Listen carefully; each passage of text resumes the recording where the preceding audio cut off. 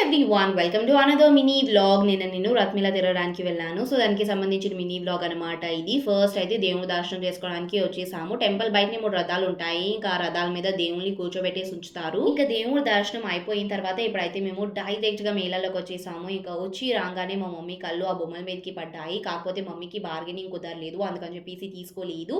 ఇంకా మా కడపల్లో అన్నిటికన్నా పెద్ద మేళ ఏదైనా ఉంది అంటే అది రథ్ మేళాయే. సో ఈ మేళాలో మనకి కావాల్సిన సామాన్లు అన్ని దొరికేస్తాయి. ప్రైసెస్ అయితే అస్సలు చెప్పనవసరం లేదు. మనకి 5 రూపీస్‌లో కూడా బోల్డ్ అన్ని సామాన్లు దొరుకుతాయి. అండ్ ఈ మేళాలో మేము ఎక్కువగా ఏం తీసుకుంటాము అంటే మట్టితో చేసే బొమ్మలు ఉంటాయి కదా!